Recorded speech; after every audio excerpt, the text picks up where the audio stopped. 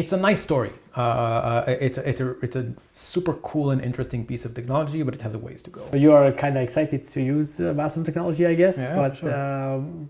Have you run into some disadvantages where you were like, oh man, this would have been easier? There was a point when I almost gave up. And I was like, I'm moving to Python or to JavaScript or to Lua or to whatever. I can't do this anymore because it's both a young ecosystem, and from a user perspective, it's extremely slow. Yeah. The progress is very, very slow. It seems like they're dealing with a lot of very hard questions of platform compatibility and infrastructure, which I'm sure are super hard, but I would like to get a workaround. To okay, we can't give you threads because we have all these problems, and here is a workaround that you can kind of get threads, and maybe it won't work everywhere, or yeah, but get going. But yeah, it doesn't really happen. That's definitely a pain point. We've had to implement a lot of these things on our own, like web requests, for example. You just tell Zellij, do a web request.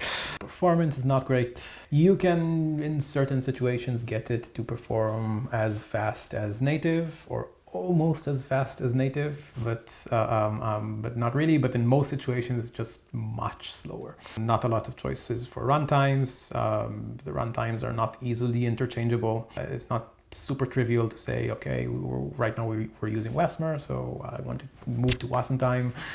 Not like that would be a major refactor for us. Oh, one last thing is that another disadvantages, which is it's a bit painful. Of course, he said that the major selling point is the fact that you can write in any language, but that's it's nice on the paper.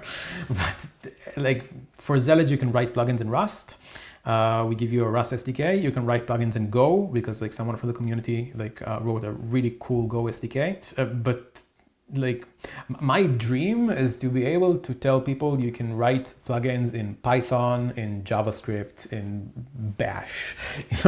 I don't care, whatever. But that's super hard. Yeah. It's possible, but very, very hard. I talked to other people who do similar things, and I have even heavier constraint than ours. And they they usually say, no, we just use Rust.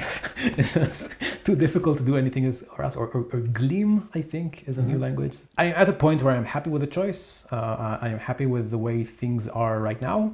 It took a while to get there, but on the whole, the benefits outweigh the gripes that you have. Yeah.